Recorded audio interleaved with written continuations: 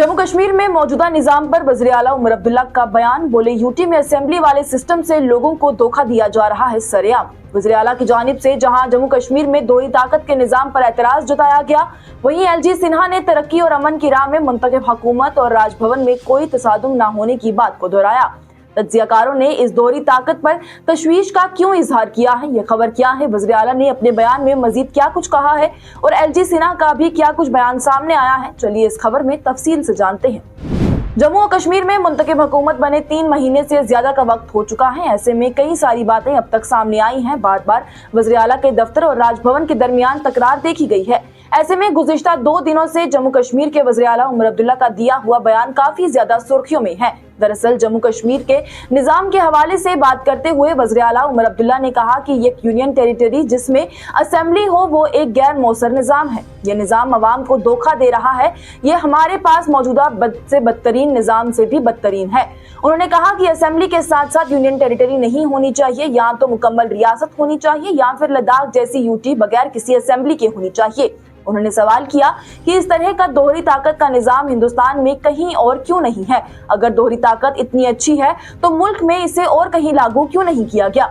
वज़ीर आला की जानिब से आगे कहा गया कि उनकी हुकूमत की तरजीही अवाम और इंतजामिया के दरमियान खलीज को खत्म करना है, अवाम के साथ इत्तेहाद करना था, जिससे कि वो काफी हद तक हासिल करने में कामयाब हो चुके हैं। उन्होंने तस्लीम किया कि उनका अब तक का दौर विरासत में मिलने वाले मंसूबों के इंतजाम पर मरकूज रहा है।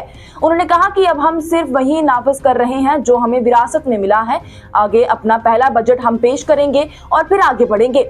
वहीं अब लेफ्टिनेंट गवर्नर मनोज सिन्हा का बयान भी सामने आया है, जहां उन्होंने कहा है कि जब हदफ तरक्की और अमन का है तो राजभवन और यूटी की हुकूमत के दरमियान तसादुम की कोई भी वजह नहीं है, और इस बात का अदा किया है कि जम्मू और कश्मीर को रियासत का दर्जा देना वज़ीर आज़म नरेंद्र मोदी और वज़ीर दाखिला अमित शाह का एक अहद है। एलजी सिन्हा ने इस हवाले से एक सवाल में कहा कि जैसा कि पहले देखा गया है कि दिल्ली के पुरअक्स दरार लोगों के कामों और तरक्की को नुकसान पहुंचाती है। हालांकि अगर हदफ तरक्की और अमन का हो तो तसादुम की कोई भी वजह यूटी की हुकूमत और राजभवन के दरमियान नहीं है। इसके साथ ही एलजी सिन्हा ने जम्मू कश्मीर में दहशतगर्दी पर मिली कामयाबी के हवाले से भी कहा है। उन्होंने कहा है कि एक वक्त था जब पाकिस्तान के कहने पर कश्मीर में बंद की कॉल दी जाती थी, लेकिन हमले और पथराव के वाकयात अब तारीख बन चुके हैं। बहरहाल जम्मू कश्मीर में दोहरी ताकत के निजाम पर वज़ीर आला उमर अब्दुल्ला में नाराजगी साफ जाहिर होती है। लगातार से वो यही कहते हैं कि ये नहीं होना चाहिए, और साथ ही साथ उनकी जानिब से जल्द अज जल्द रियासती हैसियत की बहाली की उम्मीद भी जाहिर की गई है।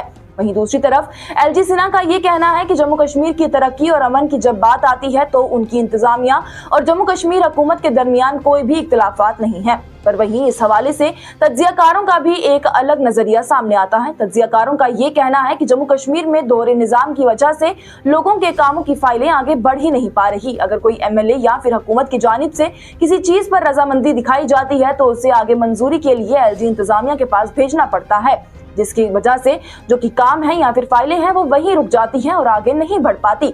उनका कहना है कि इस तरह से कई अहदेदार भी इस बात का फायदा उठाकर कहते हैं कि उन्हें भी ऊपर से मंजूरी नहीं मिली है और वो लोगों के काम को अधूरा ही छोड़ देते हैं, जिसकी वजह से बीच में पिसता सिर्फ और सिर्फ एक आम आदमी है। उन्होंने कहा कि जब तक की रियासत जम्मू कश्मीर में वापस नहीं आ जाती है तब तक यहाँ पर सारे काम सही तरीके से नहीं हो पाएंगे।